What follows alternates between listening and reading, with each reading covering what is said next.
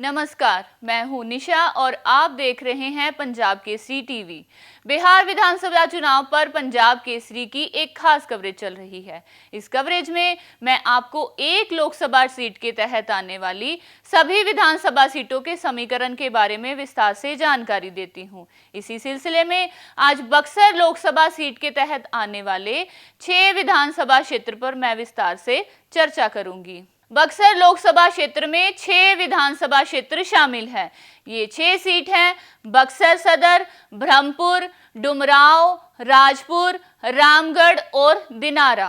आइए आपको बारी बारी से इन 6 विधानसभा सीटों के बारे में मैं विस्तार से रिपोर्ट दिखाती हूँ। सबसे पहले बक्सर विधानसभा क्षेत्र के समीकरण पर डालते हैं एक नजर। विधानसभा बक्सर विधानसभा सीट बक्सर जिले में स्थित है। ये विधानसभा क्षेत्र बक्सर लोकसभा निर्वाचन क्षेत्र के अंतर्गत आता है। ये सीट साल 1951 से अस्तित्व में है।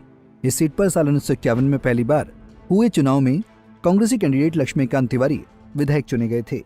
इसके बाद 1957 और 1962 में भी इस सीट पर कांग्रेस का ही कब्जा रहा। 1957 में शिव कुमार ठाकुर और 1962 में जन नारायण त्रिवेदी विधायक चुने गए थे। 1967 में संयुक्त सोशलिस्ट पार्टी के कैंडिडेट पी चटर्जी विधायक बने थे।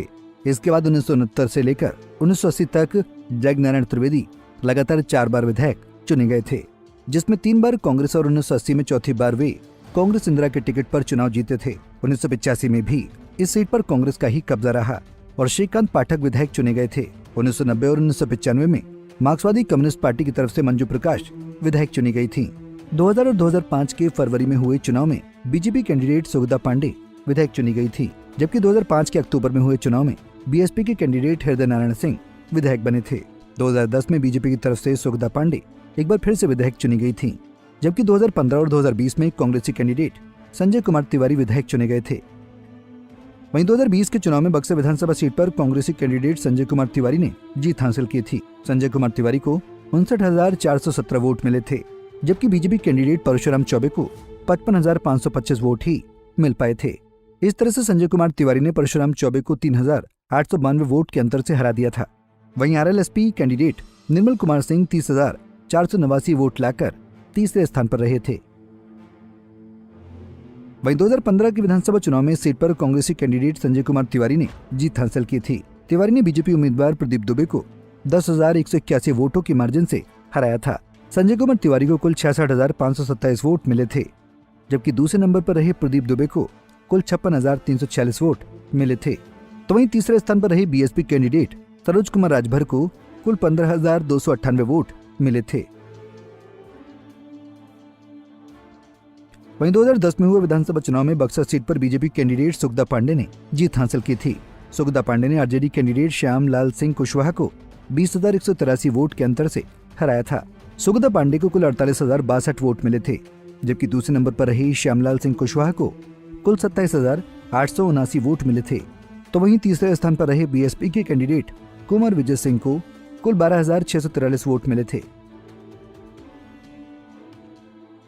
2025 के लोकसभा चुनाव में बक्सर विधानसभा सीट पर आरजेडी ने बीजेपी पर 1436 वोट के अंतर से लीड कायम की थी। हालांकि पिछले चुनाव में बक्सर में आरएलएसपी कैंडिडेट ने 30,489 वोट लाकर बीजेपी को हराने में अहम भूमिका अदा की थी, लेकिन इस बार उपेंद्र कुशवाहा के एनडीए के साथ रहने से बीजेपी उम्मीदवार को लाभ ले सकता है। वैसे चर्चा है कि पूर्व आईपीएस अधिकारी आनंद मिश्रा की बीजेपी से विधानसभा चुनाव लड़ने की चर्चा है। अगर आनंद मिश्रा बक्सर सीट से बीजेपी उम्मीदवार के तौर पर चुनाव लड़ेंगे तो फिर कांग्रेस के लिए सीट निकालना आसान नहीं होगा। बक्सर के बाद ब्रह्मपुर विधानसभा सीट के समीकरण पर देखिए ये खास रिपोर्ट। ब्रह्मपुर विधानसभा सीट बक्सर लोकसभा के तहत आता है। 1951 में ही ब्रह्मपुर विधानसभा सीट अस्तित्व में आया था। 1951 और 1957 में ब्रह्मपुर सीट से लल्लन सिंह ने कांग्रेस पार्टी की टिकट से जीत हासिल की थी। 1962 में ब्रह्मपुर सीट से निर्दलीय कैंडिडेट बुद्धिनाथ सिंह ने विरोधियों को मात दे दी थी। वहीं 1967 के चुनाव में यहां से निर्दलीय कैंडिडेट एस शर्मा ने जनता का भरोसा हासिल कर लिया था। वहीं 1969 में ब्रह्मपुर सीट पर हुए विधानसभा चुनाव में एलटीसी कैंडिडेट सूर्य नारायण शर्मा ने विरोधियों को पस्त कर दिया था। 1972 में ब्रह्मपुर सीट से कांग्रेस के कैंडिडेट ऋषिकेश तिवारी ने जीत हासिल की थी। 1977 में इस सीट से जेएनपी की टिकट पर रमाकांत ठाकुर ने आम जनता का समर्थन हासिल किया था। वहीं 1980 और 1985 के विधानसभा चुनाव में ब्रह्मपुर सीट से कांग्रेसी कैंडिडेट ऋषिकेश तिवारी ने लगातार जीत हासिल की थी। 1990 के विधानसभा चुनाव में ब्रह्मपुर सीट से स्वामीनाथ तिवारी ने बीजेपी के टिकट से विरोधियों को शिकस्त देने में कामयाबी हासिल की थी। 1995 के चुनाव में इस सीट पर जनता दल के कैंडिडेट अजीत चौधरी ने जीत हासिल की थी। वहीं 2000 और 2005 के चुनाव में इस सीट पर आरजेडी की टिकट पर अजीत चौधरी ने एक बार फिर जनता का भरोसा हासिल किया। वहीं 2010 के चुनाव में इस सीट को बीजेपी ने आरजेडी से छीन लिया। 2010 के विधानसभा चुनाव में आरजेडी के कैंडिडेट दिलमणि देवी ने जीत हासिल की थी, लेकिन 2015 और 2020 में ब्रह्मपुर सीट से आरजेडी लीडर शंभुनाथ सिंह यादव ने बाजी पलट दी थी। वहीं 2020 के विधानसभा चुनाव में ब्रह्मपुर सीट से आरजेडी कैंडिडेट शंभुनाथ सिंह यादव ने जीत हासिल की थी। शंभुनाथ सिंह यादव को 90,176 वोट मिला था, जबकि एलजेपी कैंडिडेट हुलास पांडे को केवल 39,035 वोट ही मिल पाया था। इस तरह से शंभुनाथ सिंह यादव ने हुलास पांडे को 51,141 वोट के बड़े भारी अंतर से हरा दिया था। वहीं VIP candidate Jayraj Chaudhary 30,482 vote लाकर तीसरे स्थान पर रहे थे। वहीं 2015 के विधानसभा चुनाव में ब्रह्मपुर सीट से आरजेडी कैंडिडेट शंभुनाथ सिंह यादव ने जीत हासिल की थी। शंभुनाथ सिंह यादव को 94,079 वोट मिला था, जबकि बीजेपी कैंडिडेट विवेक ठाकुर को 63,303 वोट ही मिल पाया था। इस तरह से शंभुनाथ सिंह यादव ने विवेक ठाकुर को 30,776 वोट के बड़े भारी अंतर से हरा दिया था। वहीं BSP candidate Ajit Chaudhary 5,690 vote लाकर तीसरे स्थान पर रहे थे। वहीं 2010 के विधानसभा चुनाव में ब्रह्मपुर सीट पर बीजेपी कैंडिडेट दिलमणि देवी ने जीत हासिल की थी। दिलमणि देवी को 46,196 वोट मिला था, जबकि आरजेडी कैंडिडेट अजीत चौधरी को 25,854 वोट ही मिल पाया था। इस तरह से दिलमणि देवी ने अजीत चौधरी को 20,342 वोट के बड़े अंतर से हरा दिया था। वहीं JDS candidate Dadan Yadav 13,901 vote लाकर तीसरे स्थान पर रहे थे। वहीं 2005 के विधानसभा चुनाव में ब्रह्मपुर सीट से आरजेडी कैंडिडेट अजीत चौधरी ने जीत हासिल की थी। अजीत चौधरी को 32,138 वोट मिला था, जबकि बीजेपी कैंडिडेट विवेक ठाकुर को 25,254 वोट ही मिला था। इस तरह से अजीत चौधरी ने विवेक ठाकुर को 6,884 वोट से हरा दिया था। वहीं निर्दलीय कैंडिडेट नर्वदेश्वर तिवारी 11,634 वोट लाकर तीसरे स्थान पर रहे थे। इस चुनाव में ब्रह्मपुर सीट पर आरजेडी को बड़ी मार्जिन से जीत मिल सकती है, क्योंकि पिछली बार वीआईपी कैंडिडेट तीसरे नंबर पर रहे थे, लेकिन इस बार मुकेश सहनी महागठबंधन के साथ हैं। इसलिए ब्रह्मपुर सीट पर आरजेडी को बड़ी जीत मिल सकती है। अब डुमरांव सीट के समीकरण पर डालते हैं एक नजर। विधानसभा डुमरांव विधानसभा सीट बक्सर जिले में स्थित है। ये विधानसभा क्षेत्र बक्सर लोकसभा निर्वाचन क्षेत्र के अंतर्गत आता है। ये सीट साल 1951 से अस्तित्व में है। इस सीट पर साल 1951 में पहली बार हुए विधानसभा चुनाव में कांग्रेसी कैंडिडेट हरिहर प्रसाद सिंह चुनाव जीते। इसके बाद 1957 और 1962 में भी कांग्रेसी उम्मीदवार गंगा प्रसाद सिंह चुनाव जीतने में सफल रहे। 1967 में डुमरांव सीट पर निर्दलीय कैंडिडेट HP सिंह चुनाव जीतने में कामयाब रहे। 1972 में भी डुमरांव से हरिहर प्रसाद सिंह ही विधायक चुने गए थे। 1977 में इस सीट से CPI ने कब्जा जमाया और रामाश्रय सिंह विधायक चुने गए थे। 1980 में कांग्रेस ने एक बार फिर से वापसी की और राजा राम आर्य विधायक चुने गए थे, लेकिन 1981 में उनके विधान के बाद हुए उपचुनाव में कांग्रेस इंदिरा के कैंडिडेट VN भारती विधायक चुने गए थे। 1985 में डुमरांव सीट पर कांग्रेसी उम्मीदवार बसंत सिंह विधायक चुने गए थे। बसंत सिंह इसके बाद 1990 और 1995 में भी जनता दल के टिकट से विधायक बने थे। इसके बाद लगातार 3 बार डुमरांव से ददन सिंह यादव चुनाव जीते थे। 2010 में जेडीयू की तरफ से डॉक्टर दाऊद अली चुनाव जीतने में सफल रहे थे। वहीं 2015 में जेडीयू कैंडिडेट ददन सिंह यादव एक बार फिर से चुनाव जीतकर विधानसभा पहुंच गए, लेकिन 2020 में भाकपा माले के अजीत कुमार सिंह ने यहां बाजी पलट दी थी। वहीं 2020 के चुनाव में डुमरांव सीट पर भाकपा माले के कैंडिडेट अजीत कुमार सिंह ने जीत हासिल की थी। अजीत कुमार सिंह को 71,320 वोट मिले थे, जबकि JDU candidate Anjum Ara 46,905 vote लाकर दूसरे स्थान पर रही थी। इस तरह से अजीत कुमार सिंह ने अंजुम आरा को 24,415 वोट के मार्जिन से हरा दिया था। वहीं अरविंद प्रताप शाही 11,517 वोट लाकर तीसरे स्थान पर रहे थे। एक नजर 2020 विधानसभा चुनाव के नतीजों पर।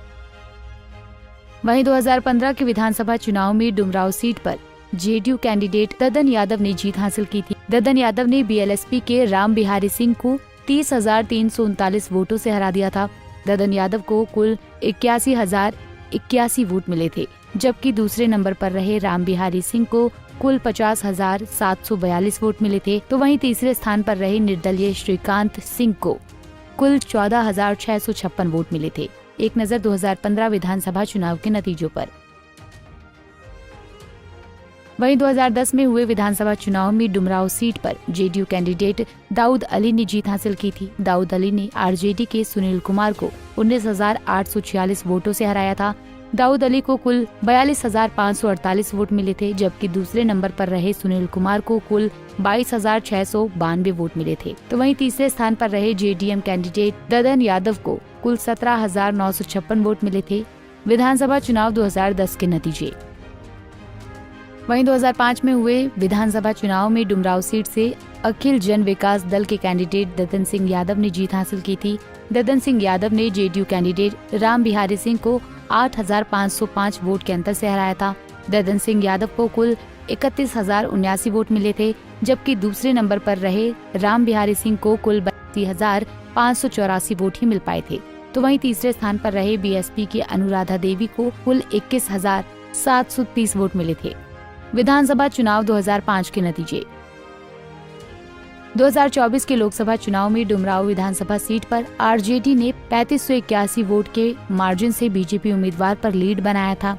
डुमराव सीट पर यादव, मुस्लिम, रविदास, अति पिछड़े और भूमिहार वोटरों की अच्छी खासी तादाद है। अगर जेडीयू यहां से ददन सिंह यादव को फिर से अपना उम्मीदवार बनाती है तो ये सीट भाकपा माले की झोली से निकल सकता है, लेकिन दमदार कैंडिडेट नहीं देने पर एक बार फिर भाकपा माले यहाँ लाल झंडा फहरा सकती है। अब राजपुर विधानसभा सीट के गुना गणित पर देखिए ये रिपोर्ट। विधानसभा राजपुर विधानसभा सीट बक्सर जिले में स्थित है। ये विधानसभा क्षेत्र बक्सर लोकसभा निर्वाचन क्षेत्र के अंतर्गत आता है। ये सीट साल 1977 से ही अस्तित्व में आई थी। इस सीट पर 1977 में विधानसभा के चुनाव में जनता पार्टी के टिकट पर नंद किशोर प्रसाद को जीत मिली थी। साल 1980 में राजपुर सीट पर कांग्रेस इंदिरा के चटरी राम विधायक चुने गए थे। 1985 और 1990 में बीजेपी कैंडिडेट राम नारायण राम लगातार 2 बार चुनाव जीतने में सफल रहे, लेकिन राजपुर सीट पर 1995 में सीपीआई के अर्जुन राम विधायक चुने गए थे। 2000 में बीएसपी कैंडिडेट छेदीलाल राम राजपुर के विधायक बने थे। 2005 के फरवरी में सीट पर सीपीएमएल की श्याम प्यारी देवी विधायक चुनी गई थी। इसके बाद 2005 के अक्टूबर में हुए चुनाव में भी श्याम प्यारी देवी ही चुनाव जीती थी, लेकिन इस बार वो जेडीयू की तरफ से मैदान में थी। इसके बाद 2010 और 2015 में भी इस सीट पर जेडीयू का ही कब्जा रहा और दोनों बार संतोष कुमार निराला विधायक चुने गए थे, लेकिन 2020 के चुनाव में कांग्रेस उम्मीदवार विश्वनाथ राम ने यहां बाजी पलट दी थी। वहीं 2020 के चुनाव में राजपुर सीट पर कांग्रेसी कैंडिडेट विश्वनाथ राम ने जीत हासिल की थी। विश्वनाथ राम को 67,871 वोट मिले थे, जबकि JDU candidate Santosh Kumar Nirala 46,667 vote लाकर दूसरे स्थान पर रहे थे। इस तरह से विश्वनाथ राम ने संतोष कुमार निराला को 21,204 वोट की मार्जिन से हरा दिया था। वहीं BSP candidate Sanjay Ram 43,836 vote लाकर तीसरे स्थान पर रहे थे। वहीं 2015 के विधानसभा चुनाव में राजपुर सीट पर जेडीयू कैंडिडेट संतोष कुमार निराला ने जीत हासिल की थी। निराला ने बीजेपी उम्मीदवार विश्वनाथ राम को 32,752 वोटों की बड़े मार्जिन से हराया था। संतोष कुमार निराला को कुल 84,184 वोट मिले थे, जबकि दूसरे नंबर पर रहे विश्वनाथ राम को कुल 51,396 वोट ही मिले थे। तो वहीं तीसरे स्थान पर रहे बीएसपी कैंडिडेट लालजी राम को कुल 17,031 वोट मिले थे। वहीं 2010 में हुए विधानसभा चुनाव में राजपुर सीट पर जेडीयू कैंडिडेट संतोष कुमार निराला ने जीत हासिल की थी। संतोष कुमार निराला ने लोजपा कैंडिडेट छेदीलाल राम को 15,239 वोटों के अंतर से हराया था। संतोष कुमार निराला को कुल 54,802 वोट मिले थे, जबकि दूसरे नंबर पर रहे छेदीलाल राम को कुल 39,563 वोट ही मिल पाए थे। तो वहीं तीसरे स्थान पर रहे बीएसपी कैंडिडेट पंकज कुमार को कुल 18,389 वोट मिले थे।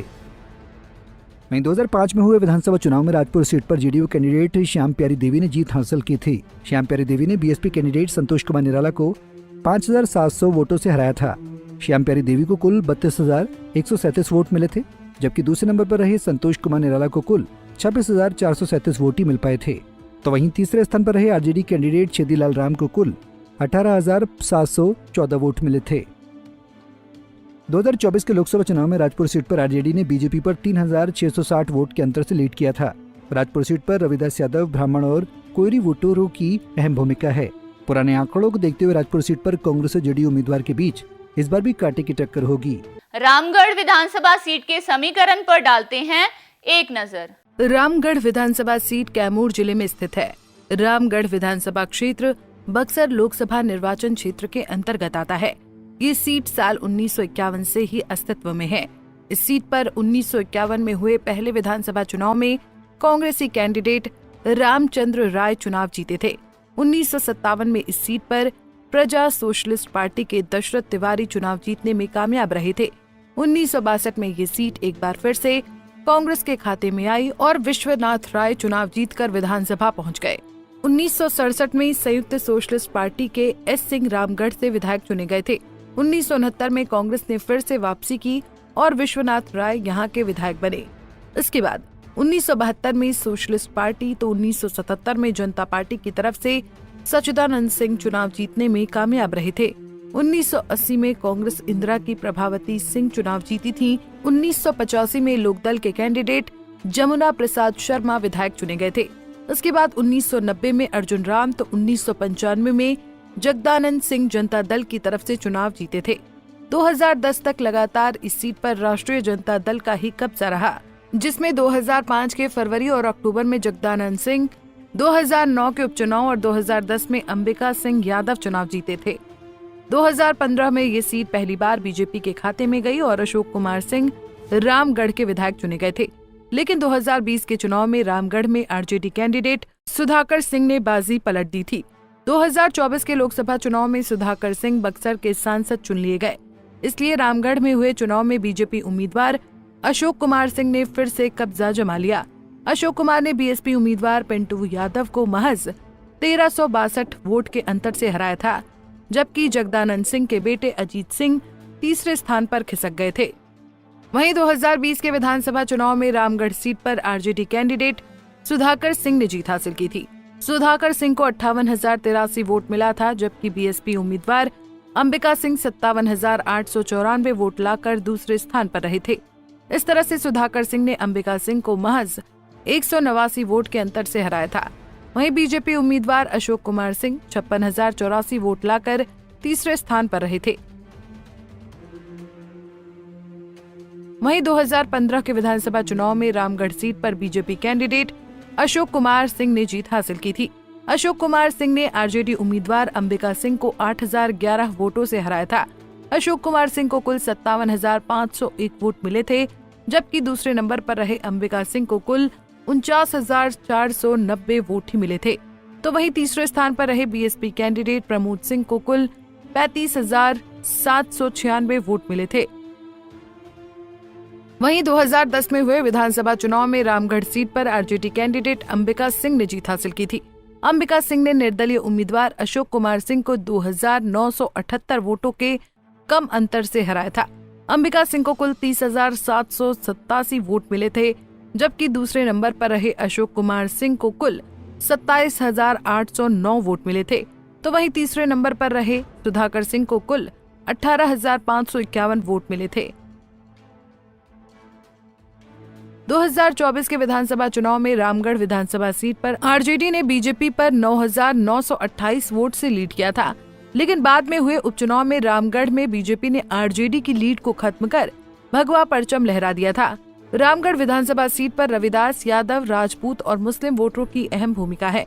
इस बार बीजेपी के लिए रामगढ़ सीट को निकालने में मुश्किलों का सामना करना पड़ सकता है, क्योंकि पिछले उपचुनाव में बीजेपी की लीड कम थी, इसलिए इस लीड को कायम रखना बीजेपी के लिए चुनौती हो सकती है।